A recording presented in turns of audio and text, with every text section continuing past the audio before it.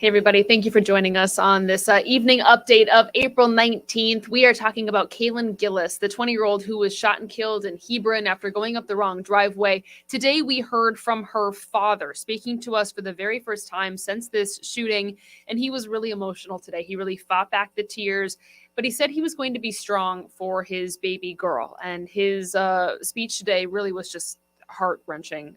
She died after she and her boyfriend, Blake Walsh, two other friends were heading up Kevin Monahan's driveway in Hebron. Walsh, the boyfriend, says that he was driving. The group realized they were at the wrong place and they were trying to leave when Monahan allegedly shot 2 rounds, one hitting Kaylin. Kaylin's dad says he got a call that night from Blake's mom asking what was going on with Blake and Kaylin because mom said Blake seemed hysterical on the phone. Kaylin's dad says shortly after they got a call from Kaylin's friend who said, quote, "I don't know how to tell you this, but Kaylin's been shot."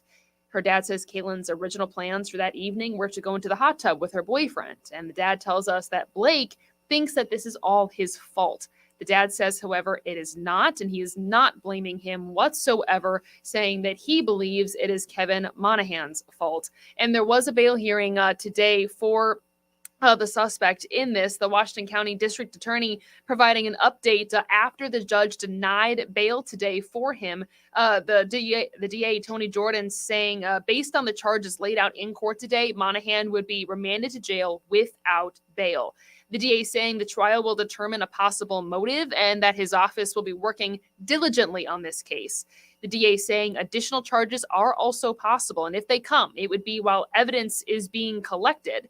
That would include possibly attempted murder. Jordan also made sure to thank the first responders today, saying the night that they responded to Kaylin's death was especially hard on them, as many knew them or knew of them in that tight-knit community. They knew someone who knew them or they knew them personally. So that's something that we're going to have team coverage on coming up tonight, starting at 9 o'clock. We also have an update now on a crash out of Guilderland. A person is dead, multiple are hospitalized. This was after a crash involving an 11-year-old, which is really, really sad. Bringing up this map here of where this happened. Now, Guilderland police say this happened on Western Turnpike, just west of Fuller Station Road in Guilderland. 2 vehicles crashed, and the sole occupant of the first vehicle, 24-year-old Vernon Baggett of Mississippi, was pronounced dead at the scene. Police say the passengers of the second vehicle have minor injuries. They were taken to Albany Medical Center, and that investigation is ongoing tonight. We are also tracking some cooler temperatures. Let's bring in Reed Kisselback, who's been tracking this all day long today, hoping for those little bit of warm up here. We're going to get there. It's going to be more so starting tomorrow, so that's good news for us there. We just have to get through the rest of today. Today, unfortunately, a colder one. We only hit 47. I'm going to pause you really quick. You are muted. There we go. Is this better? That's much better. I feel like Thank you don't need to hear me. You just need to see the graphics. It's fine. But a cold day today. Our high was only 47. And now outside, you can see we're dropping down into the low 40s and even into the 30s in some of our higher elevations. So a cold evening in store for us here, a cold overnight period as well. It's still a little breezy at times outside. So if you are heading out, thicker jacket's probably going to be the better way to go, as those wind gusts are going to make it feel colder than those low 40s and upper 30s that we have outside right now.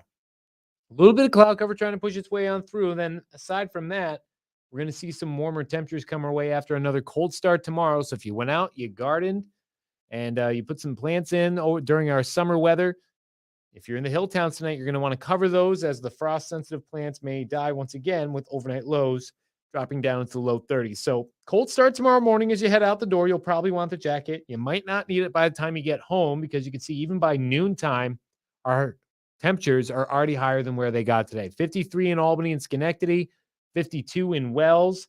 And then as we get into the evening, it does look like we'll get enough sunshine where at the very least, we're going to reach into the low 60s for highs. But on the valley floor, if we do get enough sunshine, we could be closer towards the mid 60s by the end of the day. So by the end of their evening commute, really. So overall, a pleasant and much warmer day. And even by 9 o'clock, we're still sitting in the 50s by the time all is said and done. So 35 tonight, partly cloudy and cold as we head into the day tomorrow. A mix of sun and clouds. It's a little bit more mild with highs in the low to near mid 60s. 82 on Friday.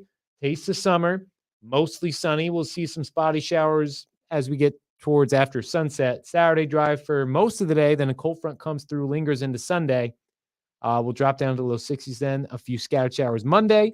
We drop back down towards the mid 50s for high. Tuesday, Wednesday. Both days dry with a mix of sun and clouds and highs.